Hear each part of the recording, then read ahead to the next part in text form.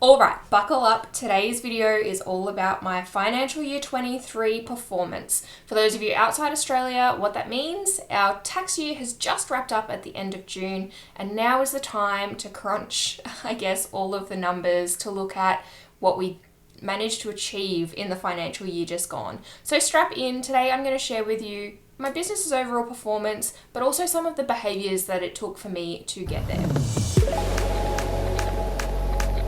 And I am going to apologize, guys, in advance in this video. I'm probably going to be looking away from the camera a fair bit. I have my spreadsheet open right behind me here so that I can give you exactly what I've tracked in my business throughout the last 12 months. So I'm going to jump straight in. I'm going to share with you, my key performance indicators, some of the headline metrics in my store. And I've got to say, I'm really, really proud of this last year. So this was my 4th year in business, and I really did some work to turn around some of the areas that were lagging in my business and to make it overall more profitable, but also achieve, I think, a bit of a substantial lift in my sales as well. So I'll share that with you. But starting off with my gross sales for the year. So I made $53,474.59 in turnover in my reselling business this year. Now, to give you a bit of context, I sell primarily like bread and butter, mall brands. I source from op shops, thrift stores if you're not from Australia. I don't do things like retail arbitrage. Everything I sell pretty much is secondhand unless I'm buying it new with tags from a thrift. So that is working part-time. I have full-time employment and I spend on average less than 10 hours a week on my reselling business. So I guess that is something I'm really proud to have achieved this year, particularly when I tell you that the prior financial year, my sales were $40,000. So I've had a pretty significant uplift in my gross turnover in my business this year. I'm really, really proud of that number. My net profit was $27,500.94. So that gives me a profit margin of 51.43%. Now, there are not a lot of business models that you can get away with that kind of profit margin. Keeping true to, my passion of secondhand and selling secondhand goods, so not sourcing stuff through RA or anything like that, is really the key to unlocking that profit in my business. But in that, it comes with a lot of focus around picking up the right things, finding the right styles, sizes, the things that are in demand, and really, really sticking to that kind of really targeted focus in my business as well. I guess that's been the biggest change in my business this year between FY23 and the prior FY22 financial year. So before this year, I was kind of just churning through. I was grabbing whatever I could cheaply at the op shop and hoping it would sell. These results have come this year from a really, really strong focus on my sourcing game, making sure I know what I'm looking for. And I've done a little video, I'll pop a link up here, that you can check out on how I sort of know what I'm looking for when I'm sourcing. But I've been really focused on that. There've been a couple of kind of tumultuous months for me toward the back of the financial year where I took a little step off the accelerator with that focus, and I definitely saw kind of it drop a little bit. So it's really reinforced for me that sourcing and getting it right, buying the right thing first, is the key. It underpins all of this, absolutely. Talking about that though, I sold 1,005 items this year. Now, I listed 1,095. So when we look at that as a sell-through rate of purely new stock that's come into my store in the 12 months, I do, full disclosure, have dead stock that I need to get rid of. It's that shit that I was talking about, picking up any old thing for $2. A lot of that's still hanging around my store and I'm slowly removing it. But so I listed 1,095, I sold 1,005. My sell-through rate was 91.6%. So again, I'm really proud of that. That is really, again, a reinforcing indicator that I'm sourcing the right stuff. I'm getting it right most of the time. That stuff is moving out quickly. My average sales price for the 12 months, $53.21. That's really strong compared to where I was. If I look at the previous year, my average sale price was $43.66. So it's increased by $10 right there. That is absolutely having a big impact on, you know, the uplift in my figures. My average net profit also $27.39. So creeping up toward that $30 per item mark. Overall, I could not be happier with those results. That kind of focus is continuing for me into FY24.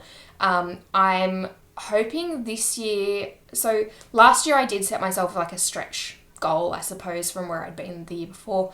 This year, I really want to prove to myself that I can at least maintain that same result. I haven't set myself too much of an audacious sales goal. I've just kind of moderated a bit and said I kind of want to sit at $54,000, so kind of right in line with where I am. But that being said, that doesn't mean I'm going to take my foot off and think I can just cruise. I'm really going to be keeping up that focus around sourcing the right things, learning more about higher profit items that I can be sourcing still within the clothing category. So that's really where I'm interested, and I've got to keep my interest if I'm doing this part-time, but that's where I'll probably be focusing in FY23. I did also want to share with you a few of my best sales for the year, so let me find those here. Okay, so my very best sale of FY24, are you ready for this? It's obscure compared to what I'd normally sell. It was a Speedo Fast Skin Elite Racer swimsuit. This did hang around in my store for nearly 12 months before it sold, but I bought this item for $6.15. It was just unassuming, hanging on a rack in an op shop. I actually found two of them. They both sold within the last 12 months. But this particular one sold for $253.90. Yep, for a swimsuit, for a Speedo swimsuit. And my net profit was $196.77. So could I be happier with that? No, especially because I just grabbed it off the rack thinking, oh, it's Speedo, I'll get like $50 for it. It wasn't until I got home and did some research that I truly learnt about the value, and I was astounded. So obviously not every day that you see a result like that, but $196.70 worth of profit. Stoked. My second best sale, and I'll probably limit this to my top three because I could go on and on and on about this, honestly, but my second best sale was the Rag & Bone Pilot Satchel Bag in leather. Very similar story with this one. I found this at an op shop pop-up boutique, so automatically higher quality stock than you'd expect to find in a normal op shop. But I grabbed it off the shelf thinking it was maybe just a nice bag for me. It cost me $9.68, so, you know, not a great amount to outlay. And again, not until I got home and did some research that I learnt about what it was. This particular bag retails for $1,000. So $10 in an op shop, fantastic. I'll take it every time. I sold this one for $232.95 on Poshmark, and my net profit was $151.67. So from $10 into, you know, $151 net for me, again, I will take that every time. Third and final of my best sales that I'll share with you, this was the Reese Aria dress. This thing was absolutely stunning, and I nearly didn't pick it up because it was a size 6. So if you've been following along for a while, you know I like to stock sizes 12 and up in my store so that I get that kind of bigger variety of customers, more people that are going to be able to buy those. Smaller sizes do tend to sit and hang around for a while. I bought this dress for $8.83, and it sold for $193.14. So on that one, I made $136.45, and it sold within 6 months. So for something that I'd anticipated was going to sit around for a long time, I was absolutely thrilled when it sold that quickly. Now, I will kind of highlight, so I do have, those sales, they're all over $100. That's fantastic, they're my best. But if I look at what I've got here, I only made 11 sales that made me over $100 in profit in the financial year. Like I said, so my average sales price was $53. These are my absolute highlights. I do have some absolute trash sales in there as well. And I'm looking at it right here. This is some of the stuff that I'm talking about that have been hanging around my store for a really, really, really long time. A lot of these sold really cheaply via auctions. And I'm looking at things here with losses on them. Negative $5.26, negative $4.49. That is the type of sale that I am looking to eliminate from my store this financial year. I, again, do still have a lot of dead stock hanging around. I'll look to maybe do some low starting cost auctions again, just to get rid of the last of that.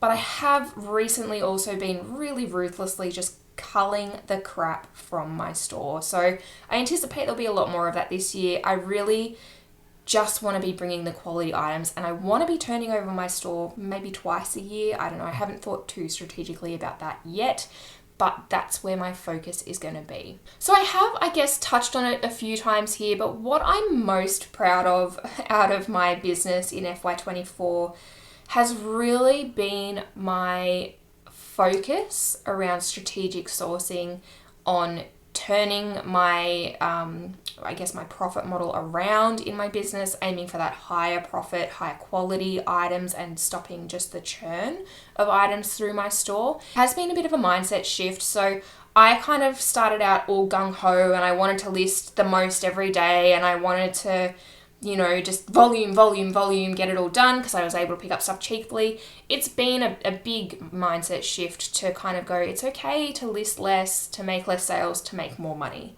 It's something that, when sales are slow and I'm maybe seeing a couple of no sale days here and there on eBay, it can get me down a little bit. Even though overall, when I'm tracking, for the month and for the year, I'm actually on target, and that's okay.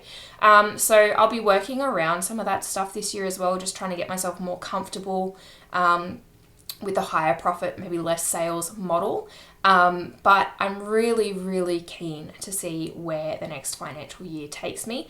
I've got some other stuff in the works that I'm not quite ready to talk about yet that I'm hoping to at least try and maybe fail on, but who knows, if you don't try, you don't succeed. So I'll share some of that when I'm a little bit ready for it, but I'm trying to really think about what else I have to offer this community in terms of, sharing the knowledge that I have. So keep an eye out for that. But in the meantime, if you've enjoyed this video, if you like hearing about people reselling in Australia, thrift hauls, seeing what people pick up to resell in Australia, please subscribe to my channel. I'm trying to bring out a new video every week. We're getting there. I just need to manage my time better. But I've teed up one here for you as well that I think you'll enjoy. So please hang around and check it out, and I'll catch you next time. Thanks.